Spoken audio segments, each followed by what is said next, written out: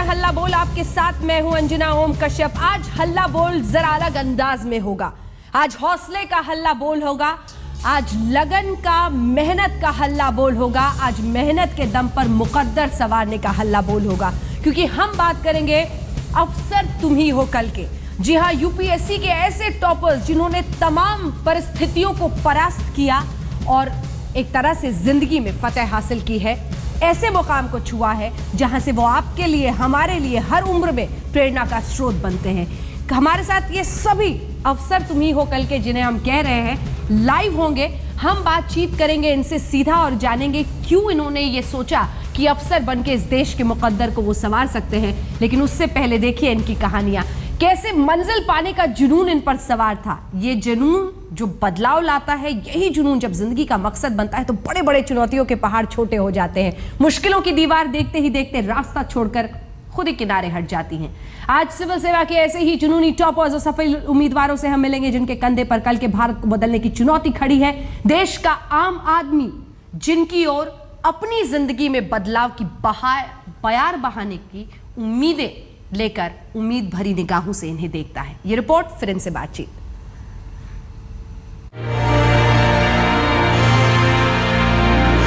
जो child sex ratio है जो हरियाणा में गिरे जा रहा है, ये बहुत ही चिंतापूर्वक विषय है और इस विषय में मैं स्पेशली काम करना चाहती हूँ और इसलिए मैंने हरियाणा को अपना पहला प्रेफरेंस दिया है एज कैडर।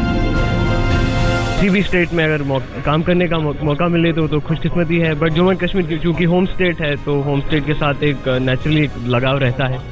देश के लिए जीने का सपना देखा, सालों की मेहनत में जिंदगी खपाई, तब जाकर ये लम्हा आया। सिविल सेवा परीक्षा में सफल इन चमकीली आंखों में बुलंद ख्वाब है कि अब देश के लिए कुछ कर गुजरना है।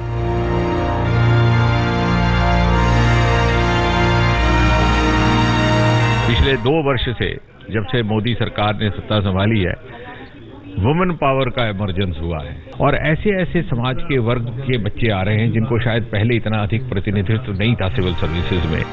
दिल्ली की टीना डाबी को सिविल सर्विसेज के नतीजों में सबसे टॉप पोजीशन मिली है।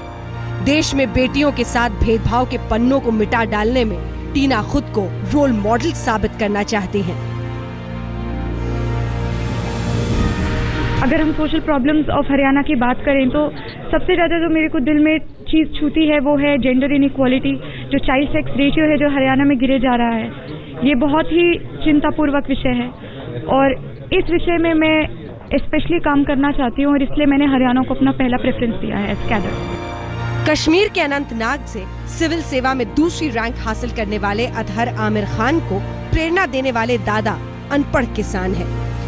आमिर का ख्वाब है कि कश्मीर के एक तबके के दिलो दिमाग से अलगाव दूर करने में वो जुटेंगे। मेरे ख्याल से हमें काफ़ी सारे एरियाज़ में वहाँ पे एड्रेस करना पड़ेगा, चाहे वो जनरल सोशल सिक्योरिटी एरियाज़ हों या इकोनॉमिक वेलबींग हो या जो सिक्योरिटी सिनेरियो है, उन सब चीज़ों को हमें एड्रेस करना पड़ेगा। नए ऑफिसर्स हैं, जो अभी ऑफिसर्स वहाँ पे काम कर रहे हैं, वो भी काफ़ी अच्छा काम कर रहे हैं, जो सोशल आउटरीच, पब्लिक आउटरीच, इसके साथ साथ और हम भी इंशाल्लाह काफ़ी इसमें योगदान देंगे। सिविल सेवा में प्रधानमंत्री के संसदीय क्षेत्र वाराणसी की बेटी अर्तिका शुक्ला ने भी पहले ही प्रयास में लंबी छलांग लगाई।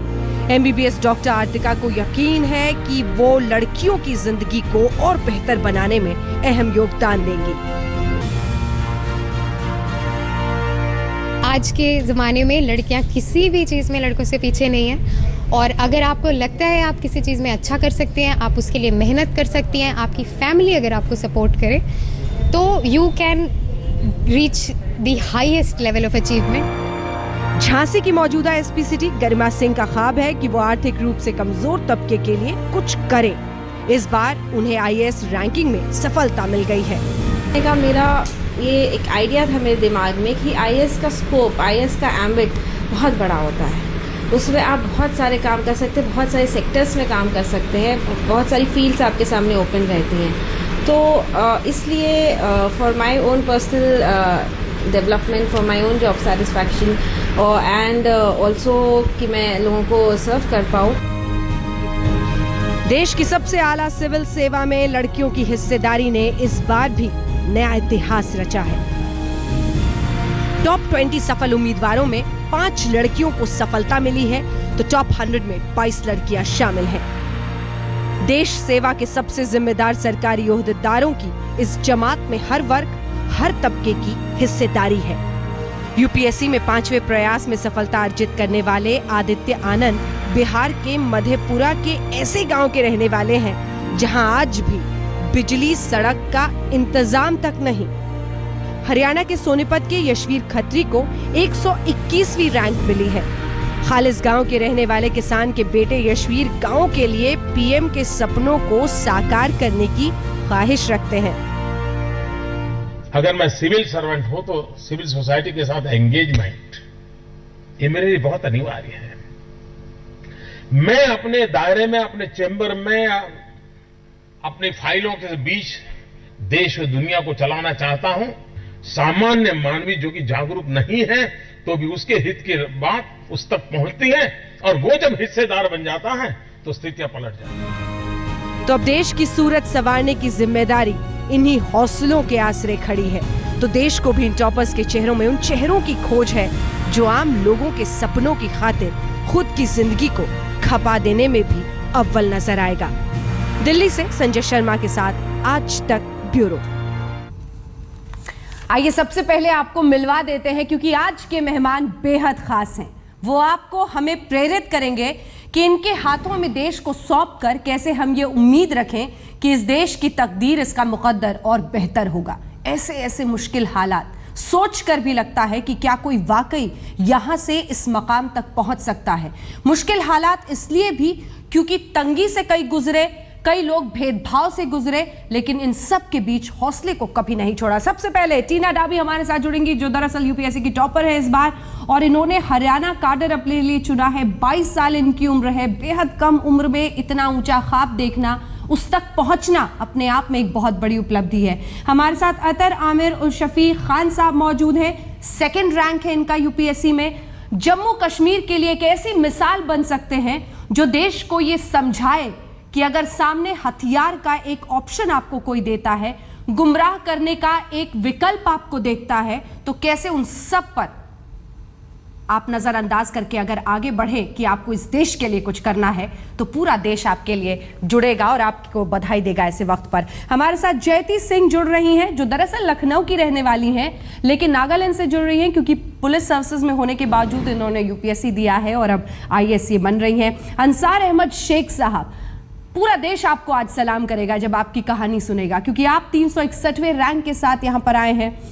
ऑटो रिक्शा आपके पिता चलाते थे, परिवार में तंगी थी, यहां तक कि एक रूम रेंट पर लेने के लिए आपको अपना नाम शुभम बताना पड़ता था अगर मैं सही हूं।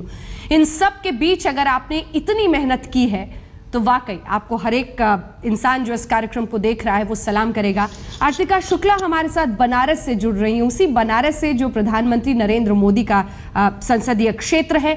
4था रैंक ये लेकर आई हैं और इनसे पूछेंगे कि क्या इनका सपना है हिंदुस्तान के लिए। सबसे पहले टीना डाबी, आपके पास आते हुए 22 साल की उम्र में ये मकाम हासिल करना, बीते दिन से आपका मुस्कुराता हुआ चेहरा हम हर जगह देख रहे हैं लेकिन हमें एहसास है कि कितनी मेहनत इसके पीछे आपने की होगी। क्या है वो सोच जो आपको बताती है कि इस सिस्टम का हिस्सा बनकर इस देश की तकदीर को मैं बदल सकती हूं और आपने हरियाणा चुना है? ये भी बहुत दिलचस्प है। टीना। हेलो। एडमिनिस्ट्रेशन एक ऐसी फील्ड है जो आपको इतने डिफरेंट वेरिंग टाइप का एक्सपीरियंस देती है। आपको सोसाइटी से ऐसे लेवल पर जुड़ने का एक एक्सपीरियंस देती है जहां आप एक डिफरेंस क्रिएट कर सकते हैं। हरियाणा एज अ स्टेट मैंने चूज किया है क्योंकि पहली बात तो कि हरियाणा में जेंडर इनइक्वालिटी की बहुत प्रॉब्लम है and being a woman my self it's something which is very close to my heart. And I really want to work in Haryana, ensure the overall welfare by improving the gender inequality scenario in Haryana. बहुत दिलचस्प है लेकिन हमने प्रधानमंत्री नरेंद्र मोदी की बात सुनी, उस पर मैं टीना चाहती हूँ आपका रिएक्शन आए क्योंकि बहुत दिलचस्प है। उन्होंने कहा है कि कैसे जो इस देश के अधिकारी हैं वो देश की तकदीर को बदल सकते हैं। प्रेरित होती हैं आप उनकी बातों से?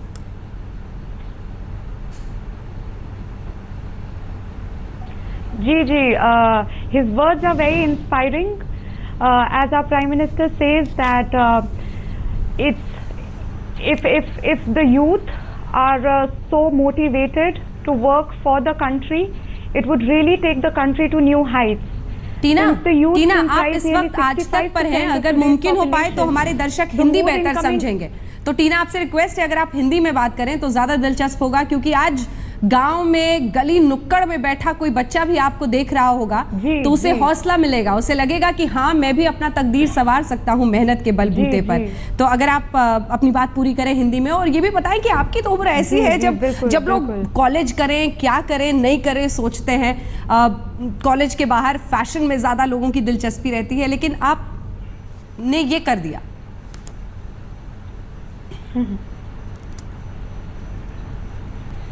जी, रही बात कि कॉलेज के एकदम बाद मैंने ये क्यों किया, क्योंकि मुझे इस प्रोफेशन में बहुत पहले से ही मैंने सोच लिया था कि मुझे जाना है।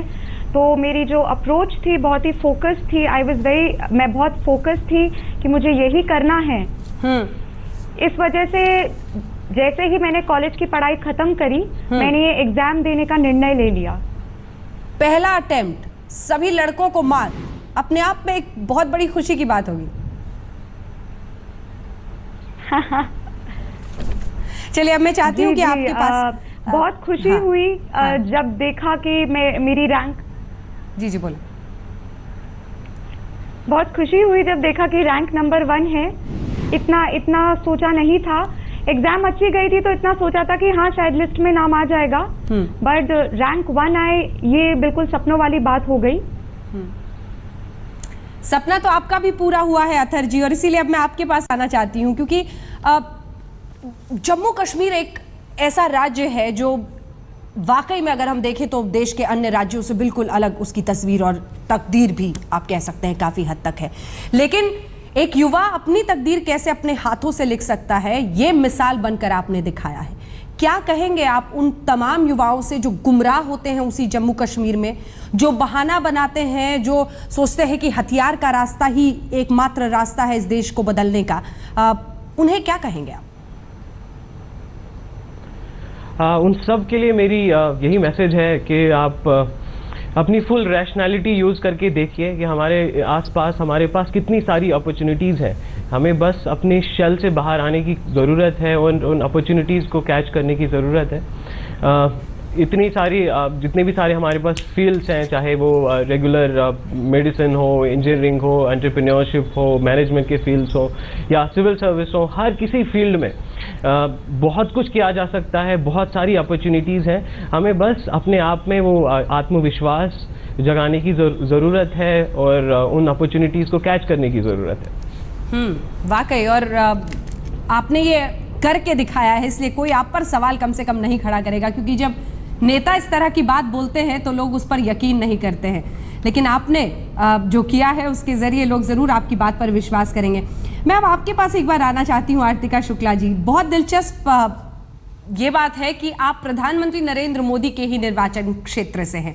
पहले तो क्या सोच थी और कैसे लगता है कि व्यवस्था को आप बदल पाएंगे? जी,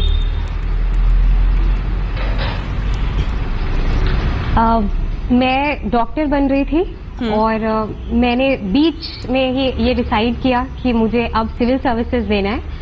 ऐसा इसलिए क्योंकि मुझे ये रियलाइज हुआ कि एक सिविल सर्वेंट का कैनवास बहुत बड़ा होता है, वो बहुत तरीकों से काम कर सकता है। मैं बस एक मरीज को तभी ठीक कर पाती जब वो मेरे क्लिनिक में आता, but as a civil servant मैं, चाहे वो लिटरेसी हो, चाहे वो लड़कियों का टॉपिक हो, चाहे वो वुमेन एम्पावरमेंट हो, चाहे वो स्किल इंडिया हो और जवान लोगों को एम्प्लॉयमेंट देना हो, ये सारे काम मैं कर सकती थी एज ए सिविल सर्वेंट। तो यही दिल में था और लगा कि जब मेहनत से डर नहीं लगता है तो ट्राई करते हैं, और तो ट्राई कर लिया। और ट्राई भी कर लिया। बदलने का यही है कि मुझे एक चीज जो बहुत अट्रैक्ट करती है वो ये है कि अभी जो स्किल, हाँ जी, स्किल इंडिया, डिजिटल इंडिया, ये चीजें बहुत अट्रैक्टिव लगती है। तो मैं यूथ के लिए काम करना चाहती हूँ। मैं चाहती हूँ उनको ये जो इंडिया का डेमोग्राफिक डिविडेंड है उसको हम गेनफुल एम्प्लॉयमेंट में लाएं, वुमेन एम्पावरमेंट में काम करें, बेटी बचाओ बेटी पढ़ाओ इतना अच्छा इनिशिएटिव है, इसको आगे बढ़ाएं। बस यही सब। पूरे मोदी जी के रंग में दिख रही हैं आप, क्योंकि आपने वही तमाम मिशंस का जिक्र किया जो प्रधानमंत्री नरेंद्र मोदी के लिए फ्लैगशिप प्रोग्राम्स हैं। मैम आपके पास जयती जी आना चाहती हूँ, क्योंकि लखनऊ की आप हैं, पुलिस सर्विसेज में पहले से एक साल में ही ये सब पढ़ना शुरू किया। जी, पुलिस सर्विसेज में थी, लेकिन आपने फिर भी अब ये करके IAS बनी हैं, तो ये भी अपने आप में दिलचस्प एग्जाम्पल है। जी मैम, मैं यहाँ पे आपको सही करना चाहूंगी, ये मेरा पहला अटेम्प्ट है। इससे पहले मैं पुलिस सर्विसेज में नहीं थी, मैं सिटी बैंक में मैनेजर थी मैम। जी,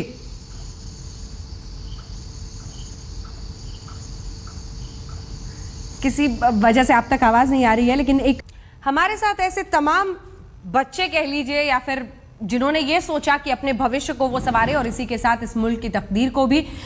मैं आपके पास अब अंसार अहमद शेख साहब आना चाहती हूँ, उन परिस्थितियों के बारे में बताइए हमें, क्योंकि बहुत मुश्किल वक्त से गुजरकर आप यहाँ पर पहुंचे हैं। ये सच है कि आप अपना नाम शुभम बताते थे ताकि आपको रेंट पर रूम तो मिले, किस तरह की मेहनत और किस तरह की मुश्किलों से आपको गुजरना पड़ा है?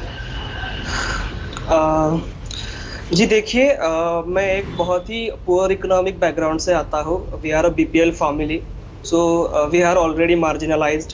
उसमें माइनॉरिटी कम्युनिटी आ जाती है, मुस्लिम माइनॉरिटी कम्युनिटी, वो भी मार्जिनलाइज्ड है।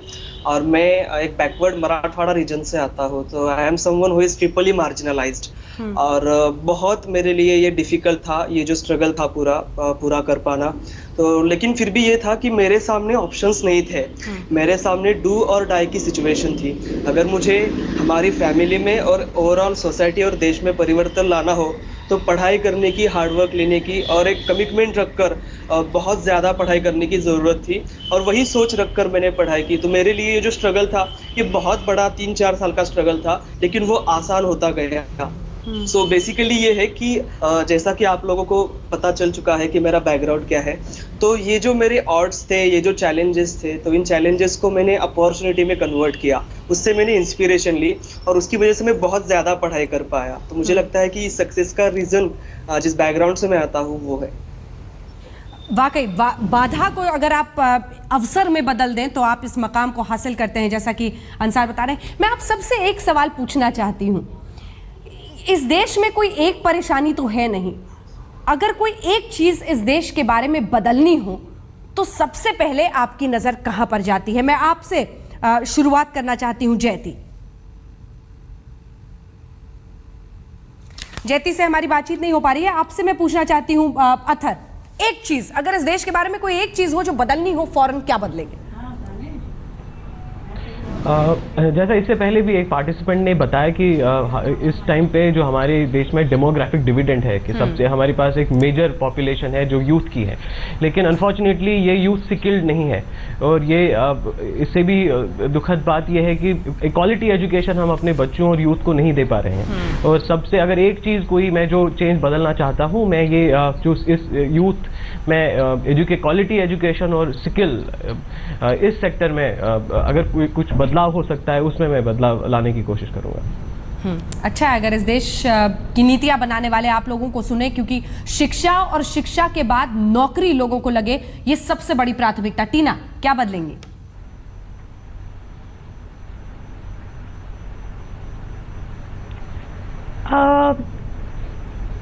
जैसे कि अभी कहा गया कि डेमोग्राफिक डिविडेंड हम अच्छी तरीके से उसका एडवांटेज नहीं उठा पा रहे हैं क्योंकि स्किल नहीं है। स्किल के साथ साथ आजकल नौकरियां भी कहाँ हैं। तो एम्प्लॉयमेंट जनरेशन एक बहुत नेसेसरी फोकस है, क्योंकि ये डेमोग्राफिक डिविडेंड नहीं तो एक डेमोग्राफिक बॉम्ब में कन्वर्ट हो सकता है। बहुत महत्वपूर्ण बात आपने कही है। 22 साल की उम्र में टीना, 22 साल की उम्र में समझ के परे है कि इतना सब कुछ कर पाना और इस तरह की समझ जिंदगी के बारे में रखना, जबकि आपकी माँ कहनी थी कि हमने कभी कोई प्रेशर वैशर नहीं डाला अपने बच्चे पर, जैसा कोटा या अन्य जगहों पर होता है।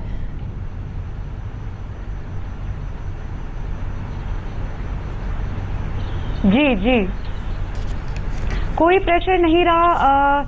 मेरे पेरेंट्स ने एनकरेज किया कि जिसमें मेरा इंटरेस्ट है मैं वो ही पढ़ूं और वो ही परस्यू करूं। मुझ पे कभी, मेरे दोनों पेरेंट्स इंजीनियर्स हैं, पर मुझ पे कभी दबाव नहीं डाला गया कि मैं भी इंजीनियर बनूं। पूरी आज़ादी दी गई कि मेरा जो इंटरेस्ट है पॉलिटिकल साइंस में उसे परस्यू कर सकूं और उसे पढ़ सकूं, और उसी के बलबूते पे मैंने सिविल सर्विसेज एग्जाम क्लियर किया है। तो मेरे लिए ये काफ़ी अच्छा रहा डिसीजन मेरे और मेरे पेरेंट्स का। अंसार, मैं आपसे जानना चाहती हूँ, क्या बदलेंगे? जी, वैसे तो बहुत सारी समस्या है, लेकिन अगर आपने एक पूछी है तो मैं प्रायोरिटी देना चाहूँगा कि रूरल इंडिया जो है हमारा, उसका ट्रांसफॉर्मेशन में करना चाहूँगा। क्योंकि मैं पर्सनली ऐसा मानता हूँ कि असली भारत जो है हमारा वो रूरल एरियाज में रहता है। और अगर ब्यूरोक्रेसी चाहे तो जो स्कीम्स, जो लॉज और जो सारी प्रोग्राम्स गवर्नमेंट ने इनेक्ट किए हैं, बनाए हैं रूरल डेवलपमेंट के लिए, उसे बहुत अच्छी तरह से इम्प्लीमेंट किया जा सकता है। लेकिन ब्यूरोक्रेसी की एफिशिएंसी ना होने की वजह से, उनकी विल ना होने की वजह से बहुत बार अक्सर ऐसा देखा जाता है कि वो स्कीम्स और वो जो लॉज या प्रोग्राम्स है वो ग्रासरूट लेवल तक नहीं पहुंच पाते। तो मैं रूरल डेवलपमेंट के लिए काम इंडिया करना और चाहूंगा। भारत के भेद को खत्म करने की जिम्मेदारी जिस अफसरशाही पर है, वो क्या कर सकते हैं? ये दिलचस्प है आपका। मैं अब आपके पास जयती आना चाहती हूँ। अगर एक चीज हिंदुस्तान के बारे में बदलनी हो, क्या होगा?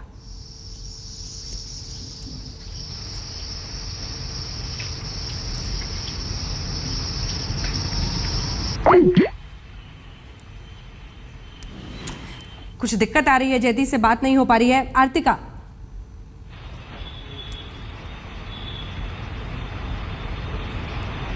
हाँ जी, मुझे लगता है अगर कोई एक चीज बदलनी है तो वो पब्लिक हेल्थ सिस्टम होना चाहिए। इसमें मुझे थोड़ा एक्सपीरियंस भी है। तो मुझे लगता है हमारे देश में अभी maternal mortality rate, infant mortality rate, diarrhoea, pneumonia, ऐसी चीजों से बच्चों की डेथ हो रही है, उनकी मदर्स की डेथ हो रही है, अनीमिया से लोगों की डेथ हो रही है। हमारा जो कॉस्ट है हेल्थ केयर का वो इतना बढ़ता जा रहा है कि आधी से ज्यादा जनता तो उसको एक्सेस ही नहीं कर पाती, अफोर्ड नहीं कर पाती। तो public health system, public health infrastructure को लो कॉस्ट पे ड्रग्स बनाना, पब्लिक हेल्थ इंफ्रास्ट्रक्चर को बढ़ाना, एक अच्छी ट्रेनिंग देना पब्लिक हेल्थ ऑफिशियल्स को, और लो कॉस्ट ड्रग्स लाना, हेल्थ सिस्टम पे थोड़ा फोकस मुझे लगता है मैं करना चाहूंगी। बहुत दिलचस्प है। आप सबसे मैंने बात की, लेकिन किसी ने भ्रष्टाचार का, जब हम आजकल के सिस्टम को देखते हैं तो शायद जो सबसे बड़ी परेशानी दिखती है वो भ्रष्टाचार की दिखती है। ऐसा नहीं लगता आपको अथर? जी हाँ, अनफॉर्चुनेटली जो भ्रष्टाचार, जो करप्शन है हमारे सिस्टम्स में काफ़ी डीपली घुस चुका है और एक बहुत बड़ा नासूर बन चुका है। और हम सब, चाहे सिविल सर्वेंट्स हो, चाहे आम सिटीजन ही क्यों ना हो, हम सबका ये फर्ज है, हम सबका एक दायित्व है कि हम अपना बिट करें ताकि हम धीरे धीरे इस करप्शन को जड़ से उखाड़ दें। अथर, एक सोच जो आम लोगों में होती है वो ये है कि बड़े बड़े ख्वाब लेकर लोग जाते हैं, ब्यूरोक्रेसी का हिस्सा बनते हैं, लेकिन सिस्टम में जाने के बाद जब देखते हैं कि चारों तरफ वही भ्रष्टाचार है तो धीरे धीरे हथियार डालने पर मजबूर हो जाते हैं। नहीं तो पोस्टिंग से लेकर कौन कहां पर हो, कौन सा काडर मिले, और उसके बाद से जो पोस्टिंग्स होती है वो राजनीति की भेंट चढ़ जाती है। ये डर कभी सताता है या इस तरफ सोच भी जाती है, या अगर ऐसा होता है तो फिर अथर क्या करेंगे? नहीं, इस चीज़ का कोई डर नहीं है, क्योंकि हमारे लिए सबसे बड़ी प्रायोरिटी है पब्लिक इंटरेस्ट। पब्लिक इंटरेस्ट से बढ़कर कोई चीज़ नहीं है। इसके लिए हमें अपना पर्सनली कितना भी सेक्रीफाइस करना पड़े, we are always ready to do that. और इंशाल्लाह we wouldn't leave any stone unturned. हम कोई भी चूक होने नहीं देंगे। हम अपनी दिलो जान से यही कोशिश करें कि हम पूरी ईमानदारी के साथ अपनी रिस्पॉन्सिबिलिटी भी अदा करें, और जो हमारे सबॉर्डिनेट्स हैं या हमारे पेयर्स हैं जिनके ऊपर हमारा इन्फ्लुएंस है, हम ये भी इंश्योर करें कि वो भी ट्रांसपेरेंट, अकाउंटेबल और एक रेस्पॉन्सिव सर्विस सिटीजन्स और को दें। बहुत उम्मीद जग रही होगी लोगों को आपकी बातें सुनकर। जैसे कि मैं अब आपने आपके कहा पास कि करप्शन ऊपर से नीचे तक के है। हाँ, बोलिए। हाँ जी, बोलिए। ऊपर से नीचे तक के करप्शन है, क्योंकि आप एक ऊपरी पोजीशन पे हैं तो आपके पास वो रिस्पॉन्सिबिलिटी और वो अथॉरिटी है कि आप एक एग्जाम्पल सेट करें दूसरे लोगों के लिए। तो आपके ऊपर ज्यादा रिस्पॉन्सिबिलिटी है कि आप अगर अपने आप को ऐसा दिखा सकें कि आप एक बहुत ही ऑनेस्ट एंड इंटेग्रिटी वाले ऑफिसर हैं, तो आप एक एग्जाम्पल सेट करते हैं और लोगों को मजबूर करते हैं कि वो भी आपका एग्जाम्पल फॉलो करें। मिसाल तो बनानी होगी, क्योंकि रोशनी उसी मिसाल से आएगी और लंबे वक्त तक ये देश भ्रष्टाचार के अंधेरे में रहा है और हर महकमे में लगभग ये देखा गया है।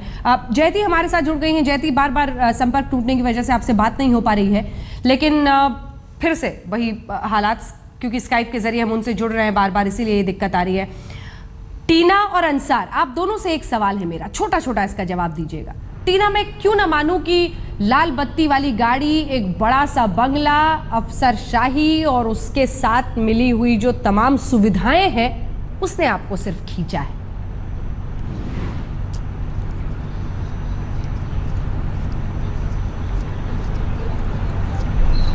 सिर्फ इन चीज़ों ने खींचा नहीं है। ये चीज़ें मिलेंगी तो हाँ, एक खुशी ज़रूर होगी, बट सिर्फ इन चीज़ों ने लुभाया नहीं है। जो सेटिस्फैक्शन मिलेगा कुछ करने का फॉर सोसाइटी, वो सेटिस्फैक्शन जो एक सेल्फ कॉन्फिडेंस और सेल्फ एस्टीम बढ़ा देता है, उससे बढ़कर कोई खुशी नहीं है। बिल्कुल।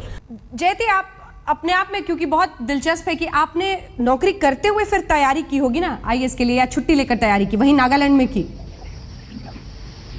नहीं, मैंने तैयारी शुरू कर नौकरी करते हुए, फिर 2014 में मैंने क्विट कर दिया और फुल टाइम तैयारी पे फोकस करा।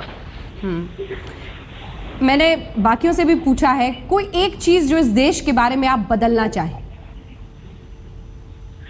अगर मुझे मौका मिला, जो कि अभी मिला है, तो मैं इस देश में ये इंश्योर करूंगी कि जो भी हमारे विकास के फल हैं वो एक एक इंसान तक, आखिरी इंसान तक पहुंचे। ये मेरा गोल है। और जो भी आपने अभी तक हासिल किया है, आपको क्यों लगता है कि सिर्फ एक आईएएस बन के ही कुछ किया जा सकता है? आपको नहीं लगता है कि पुलिस में पुलिसिंग की एक बहुत बड़ी जिम्मेदारी इस देश में है?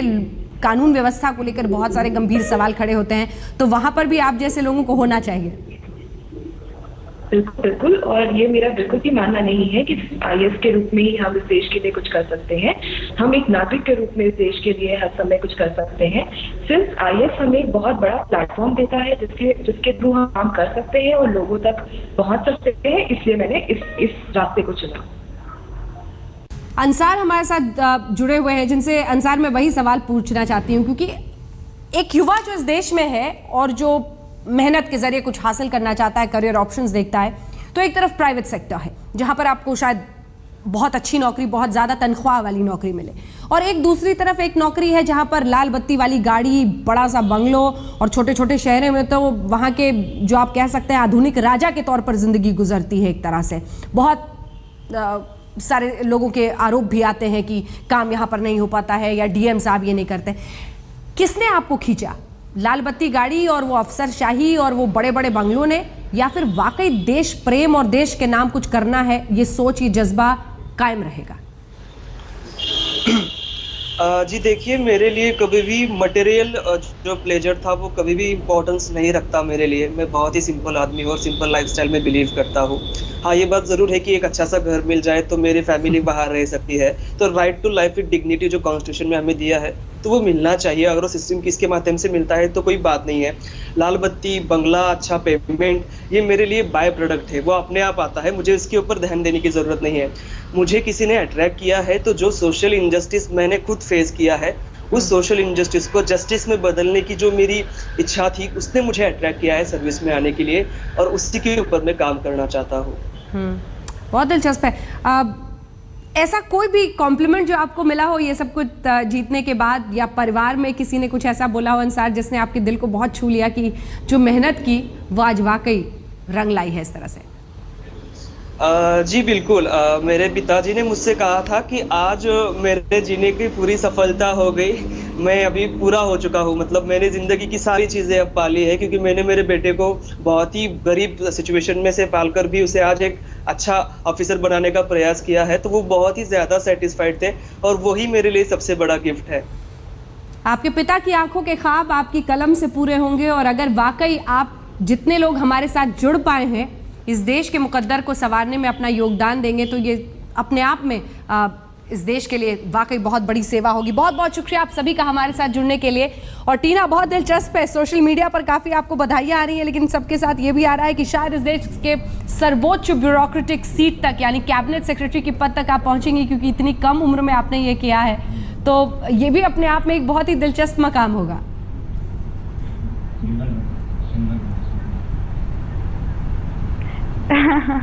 जी, मैं कोशिश तो करूंगी कि अगर मैं कैबिनेट सेक्रेटरी बनी तो मैं जितना कंट्रीब्यूट कर सकती हूँ कि मैं अपनी कंट्री को ऊंचाइयों पे ले जाऊं, उतना मैं पूरी करने की कोशिश करूंगी।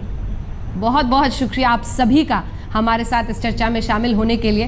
ये कार्यक्रम हमने सिर्फ इसलिए किया था कि आपकी बातों से प्रेरित होकर बहुत गांव दूर कहीं बैठा कोई व्यक्ति अगर ये प्रेरणा पा सके कि मेहनत के बलबूते वो कैसे अपने सपनों को जिंदा कर सकता है, उन सपनों को जी सकता है और सपना इस देश का पूरा कर सकता है, इसकी मिसाल आप बन सकें, प्रेरित कर सके। बहुत बहुत शुक्रिया। देखते रहिए आज तक।